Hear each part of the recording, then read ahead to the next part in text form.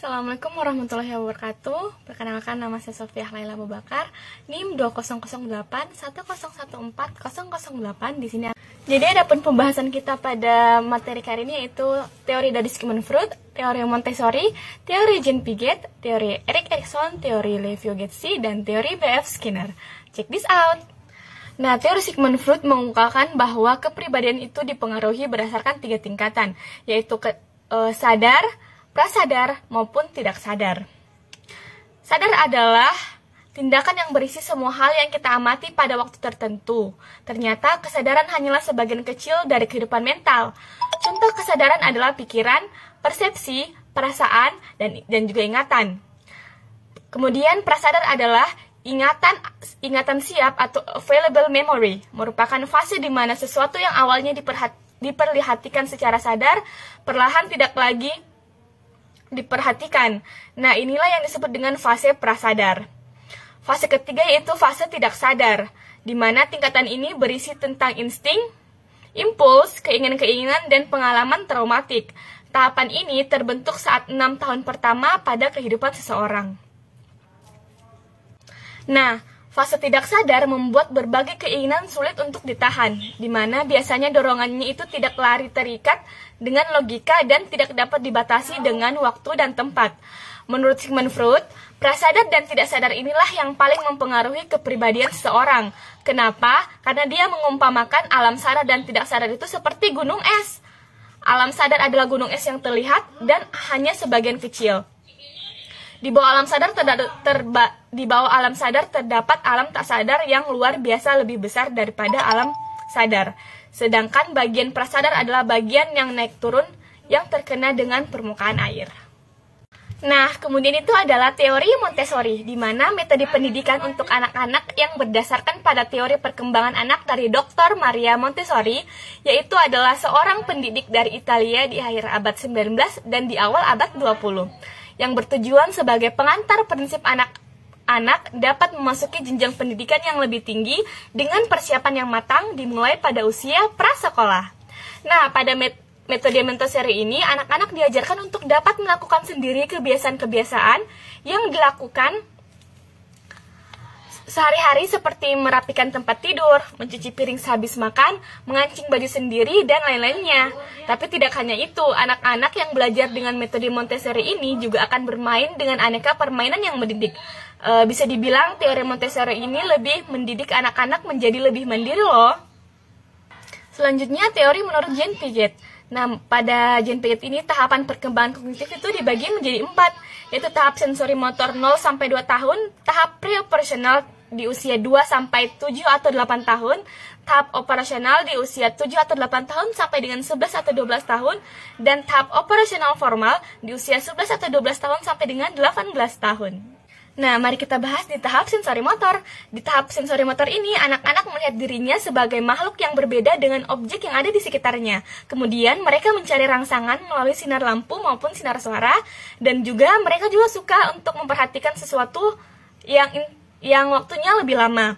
Kemudian dia mendefinisikan sesuatu dengan memanipulasinya dan juga memperhatikan objek sebagai hal yang tetap, lalu ingin merubah tempat dari objek tersebut. Nah, yang kedua itu tahap pre-operasional. Pada tahap pre-operasional ini dibagi lagi menjadi 2, yaitu pre-operasional dan tahap intuitif. Kita ke pre-operasional dulu ya. Yang pertama itu self-counternya sangat menonjol, kemudian anak-anak dapat mengklasifikasikan objek pada tingkat dasar secara tunggal maupun mencolok. Kemudian anak-anak mampu mengumpulkan barang-barang menurut kriteria, termasuk kriteria yang benar.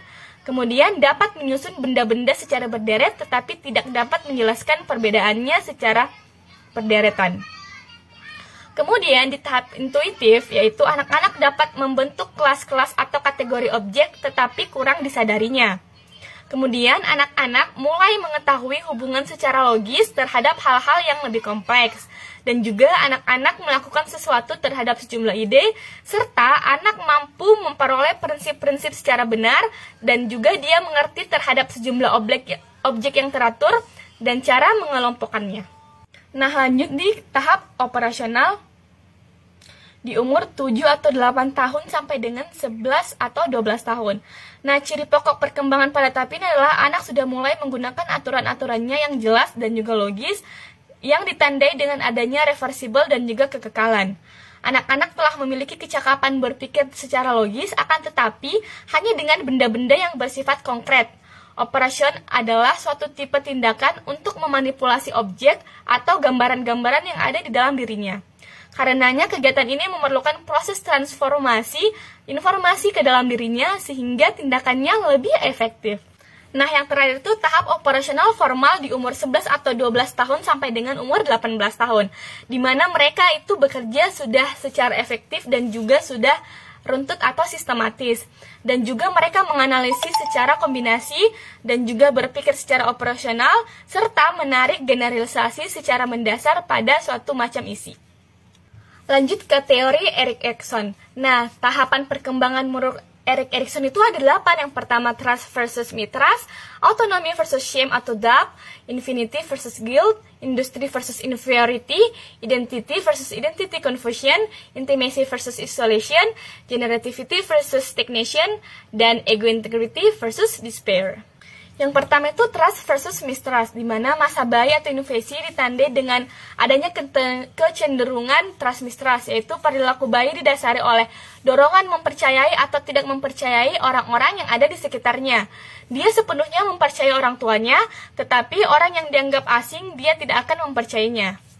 Kemudian yang kedua itu autonomy versus shame dan doubt, atau otonomi versus perasaan malu-malu dan juga ragu-ragu, di mana pada masa kanak-kanak ini atau early childhood ditandai dengan adanya kecenderungan autonomy shame doubt. Pada masa ini sampai dengan batas-batas tertentu, anak sudah bisa berdiri sendiri dalam artian duduk, berdiri, berjalan, dan lain-lain tanpa dibantu oleh orang tuanya. Tetapi di pihak lain dia telah memulai memiliki rasa malu dan keraguan di dalam berbuat, sehingga ia seringkali minta pertolongan atau persetujuan langsung kepada orang tuanya. Kemudian yang ketiga itu initiative versus guilt, atau inisiatif versus kesalahan, di mana pada masa prasekolah atau preschool age ditandai dengan adanya kecenderungan ini. Pada masa ini, anak telah memiliki beberapa kecakapan. Dengan kecakapan-kecakapan tersebut, dia terdorong melakukan beberapa kegiatan. Tetapi karena kemampuan mereka itu masih terbatas, ada kalanya dia mengalami suatu kegagalan. Nah, kegagalan-kegagalan tersebut menyebabkan dia memiliki perasaan-perasaan bersalah, dan untuk sementara waktu dia tidak mau berinisiatif atau tidak mau berbuat lagi. Kemudian yang keempat itu kerajinan versus inferioritas, di mana pada masa sekolah atau school age ditandai dengan adanya kecenderungan ini sebagai kelanjutan dari perkembangan pada tahap sebelumnya. Pada masa ini, anak sangat aktif mempelajari apa saja yang ada di lingkungannya. Dorongan untuk mengetahui dan berbuat terhadap lingkungannya sangat besar, tetapi di pihak lain, karena keterbatasan kemampuannya dan pengetahuannya, kadang-kadang dia mengalami kesukaran, hambatan, ataupun kegagalan. Nah, kita ke tahap kelima, yaitu identitas versus kekacauan identitas. Pada tahap kelima ini merupakan tahapan remaja, yang dimulai pada saat masa pubertas dan berakhir pada usia 18 atau 20 tahun. Pada masa remaja ini ditandai dengan adanya kecenderungan identitas dan kekacauan identitas sebagai persiapan ke arah kedewasaan dan didukung pula oleh kemampuan dan kecakapan-kecakapan yang dimilikinya. Dan juga dia berusaha untuk membentuk dan memperlihatkan identitas. Nah, pada tahap keenam yaitu intimacy versus isolation, atau keintiman versus isolasi. Nah, tahap pertama hingga tahap kelima itu anak-anak sudah melaluinya, maka setiap individu akan memasuki jenjang selanjutnya, yaitu pada masa dewasa awal yang berusia sekitar 20 sampai dengan 30 tahun. Nah, pada masa dewasa awal ini ditandai dengan adanya kecenderungan intimasi versus isolation. Pada masa sebelumnya, individu memiliki ikatan yang kuat dengan kelompok sebaya, namun pada masa ini ikatan kelompok tersebut sudah mulai longgar. Mereka sudah mulai selektif, dan dia juga membina hubungan yang intim hanya dengan orang-orang tertentu yang sepaham dengan dirinya dan memiliki kesamaan terhadap dirinya juga. Jadi pada tahap ini timbul dorongan untuk membentuk hubungan yang intim dengan orang-orang tertentu dan kurang akrab atau renggang dengan orang-orang yang tidak sepaham dengannya. Kemudian yang ketujuh itu generative versus stagnation, di mana pada masa dewasa tengah ini ditempati oleh orang-orang yang berusia sekitar 30 sampai dengan 60 tahun. Pada masa dewasa atau adulthood ditandai dengan adanya kecenderungan tersebut. Sesuai dengan namanya, pada masa dewasa, pada tahap ini individu telah mencapai puncak dari perkembangan segala kemampuannya. Pengetahuannya juga cukup luas, tetapi dia tidak mungkin dapat menguasai segala macam ilmu dan juga kecakapan tersebut. Sehingga tetap pengetahuan dan kecakapannya terbatas. Nah, untuk mengerjakan atau mencapai hal tertentu, ia juga pasti mengalami sedikit hambatan. Yang terakhir yaitu ego integrity versus despair, atau integritas versus keputusasaan. Nah, pada tahap terakhir ini, teori Erikson disebut dengan tahap usia senja yang diduduki oleh orang-orang yang berusia sekitar 60 tahun sampai 60 tahun atau 65 tahun ke atas. Nah, pada masa hari tua ditandai dengan adanya kecenderungan ego. Pada masa ini, individu telah memiliki kesatuan atau integritas pribadi, di mana semua yang telah dikaji dan dialaminya telah menjadi milik pribadinya masing-masing. Nah, pribadi yang telah mapan di satu pihak digoyahkan oleh usianya yang mendekati akhir, dan juga mungkin ia masih memiliki beberapa keinginan atau tujuan yang akan dicapainya, tetapi karena faktor usia, hal itu sedikit sekali kemungkinan untuk dapat mereka capai. Nah, dalam situasi ini individu tersebut merasa putus asa, sehingga dorongan untuk terus berprestasi masih ada, tetapi pengikisan kemampuan karena usia seringkali mematahkan dorongan tersebut, sehingga keputusasaan acap kali menghantuinya. Nah, lanjut ke teori Lev-Vygotsky, di mana beliau membagi pertumbuhan ini menjadi 3 bagian, yaitu zone of proximal development, selanjutnya scaffolding, dan juga bahasa dan juga pikiran. Yang pertama itu zone of proximal development, atau biasa disingkat dengan ZFD, adalah serangkaian tugas yang terlalu sulit dikuasai oleh seorang manusia atau anak-anak secara sendirian. Akan tetapi kesulitan tersebut dapat diatasi dengan bantuan dari orang dewasa atau teman sebayanya yang dianggap lebih mampu darinya yang bisa membantunya. ZPD ini sendiri dibagi atas 2 batas. Yang pertama tingkat perkembangan aktual atau actual development level, yaitu berupa pemecahan masalah secara mandiri. Kemudian yang kedua itu perkembangan potensial atau level of potential development, yaitu berupa pemecahan masalah di bawah bimbingan orang dewasa atau teman sebaya yang lebih ahli. Kemudian itu scaffolding, itu konsep ini sangat erat kaitannya dengan konsep sebelumnya, itu zone of proximal development. Scaffolding adalah sebuah teknik untuk mengubah level dukungan selama sesi pengajaran dengan orang yang lebih ahli, misalnya guru atau teman sebaya yang dianggap lebih mampu.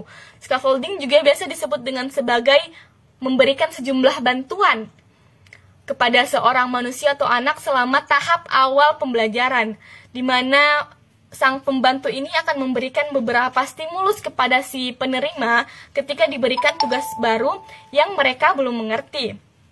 Saat kemampuan anak semakin meningkat, maka pelan-pelan pengajarnya tersebut akan mengurangi sedikit bimbingannya.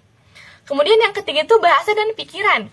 Menurut Vygotsky, manusia menggunakan bahasa untuk merencanakan, membimbing, dan memonitori perilaku mereka.